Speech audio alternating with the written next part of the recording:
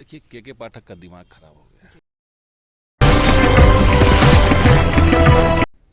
नियोजित शिक्षक लगातार अपने हक की लड़ाई लड़ते हुए नजर आ रहे हैं। अब सक्षमता परीक्षा उनको देना पड़ेगा। उसी बीच के पाठक का एक नया फरमान आ चुका है कि जो भी शिक्षक राजकर्मी का दर्जा जिन्हें मिल जाएगा उनको शहरी इलाकों में पोस्टिंग कर दिया जाएगा। आपको बता दें जो एग्ज़ाम हो रहा है वो ऑनलाइन मोड में होगा, जिसकी वजह से शिक्षक काफ़ी परेशान है और खफा है। कहीं ना कहीं इनका ये कहना है कि ऑनलाइन मोड में हम एग्ज़ाम कैसे देंगे, और अगर संघ में वो ज्वाइन करेंगे तो भी उनकी नौकरी चली जाएगी। ये सब तमाम मुद्दों पर बात करने के लिए हमारे साथ जुड़े हुए माली विधायक संदीप सौरभ सर। लगातार के पाठक का नया फरमान आता है, कभी वो बोलते हैं संघ ज्वाइन नहीं करना है, कभी बोलते हैं कि शहरी इलाकों में उनको पोस्टिंग दे दिया जाएगा। तो ये क्या दिखाया जा रहा है? देखिए के पाठक का दिमाग खराब हो गया है। उनको सच में इलाज चाहिए, क्योंकि लगातार आप ये कह रहे हैं कि हम शिक्षा में सुधार चाहते हैं, दूसरी तरफ आप चाह रहे हैं कि जितने बिहार के नियोजित शिक्षक हैं 4 लाख के आसपास, उन सबसे दुश्मनी लेकर रखना है। ये तो कहीं से उचित नहीं है। पिछली सरकार ने जब घोषणा की थी कि हम सबको राज्यकर्मी का दर्जा देंगे, उसके बाद इस फिराक में लग गए के पाठक कि किसी तरीके से राज्यकर्मी का जो इनको खुशी हो रही है वो खुशी ना हो। और इसीलिए सक्षमता परीक्षा के नाम पे जो चीज़ें हो रही है, एक तो ऑनलाइन मोड में आप कर रहे हैं, आपने ज़बरदस्ती कहा कि सबको 3 जिलों का विकल्प देना पड़ेगा। अब जो लोग 58 साल के हैं, 55 साल के हैं, लंबे समय से एक जगह पढ़ा रहे हैं, उनका फैमिली वहाँ सेट हो चुका है, आप कह रहे हैं कि दूसरे जिलों में आपको जाना पड़ेगा। आपने कह दिया कि भाई जो परीक्षा नहीं देंगे या जो फेल कर जाएंगे उनकी नौकरी चली जाएगी।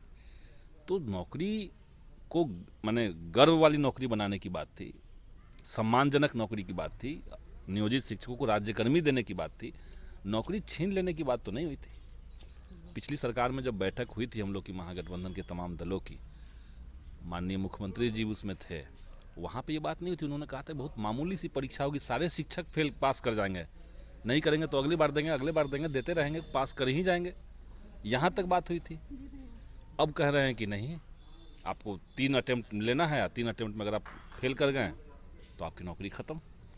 इतने संशोधन पे संशोधन किया जा रहा है, आखिर राजकर्मी के दर्जे के लिए इतना बड़ा कुर्बानी क्यों उन्हें देना पड़ेगा? अगर हम बात करें शिक्षकों की तो अलग अलग जगहों पे हैं और कहीं ना कहीं ऑनलाइन फैसिलिटी उनके पास नहीं रहेगी, फिर भी ज़बरदस्ती उन्हें कंपलसरी बोला जा रहा है कि एग्ज़ाम होगा तो ऑनलाइन मोड में ही होगा। लगभग 4 लाख नियोजित शिक्षक हैं, तो क्या उनको परेशान किया जा रहा है? इसीलिए मैं कह रहा हूँ ना कि दिमाग नहीं काम कर रहा है इनको। जी।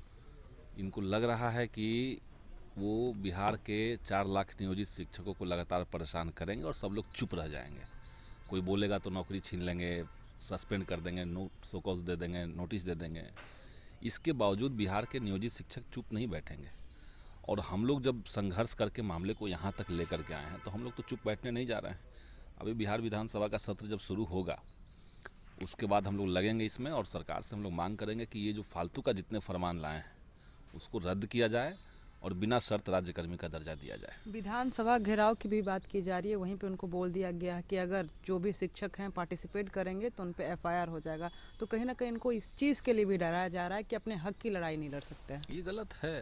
क्या आप लोग साथ देंगे? हम लोग तो साथ देंगे ही, और बल्कि जो बैठक हुई थी तो सारे संगठनों को हम लोगों ने बुलाया था पटना में, और उसी बैठक में हम लोगों ने तय किया है कि विधानसभा सत्र के दौरान एक बार आंदोलन ज़रूरी है, और उसी में तय किया गया कि 13 तारीख को आंदोलन होगा। अगर तो उन पे एफआईआर हो गया तो हम लोग तब भी लड़ेंगे।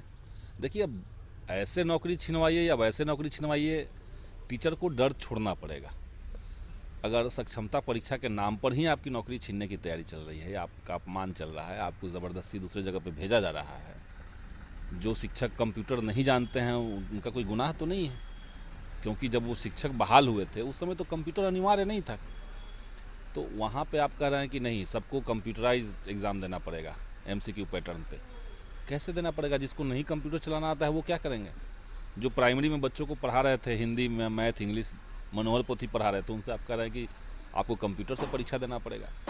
तो अतार्किक चीज़ें हो रही हैं, ये नहीं होना चाहिए। तो देखिए 13 तारीख बहुत अहम दिन रहेगा शिक्षकों के लिए, खासकर क्योंकि देखिए जिस दिन घेराव किया जाएगा साफ तौर पे उन्हें बोल दिया गया है कि अगर आप विधानसभा घेराव करते हैं तो आपकी नौकरी भी जा सकती है और एफआईआर भी दर्ज कर दिया जाएगा। तो देखना रहेगा कि शिक्षक अपनी हक की लड़ाई के लिए कहाँ तक जाते हैं। बने रहे कशिश न्यूज़ के साथ, मैं काजल सर्विस।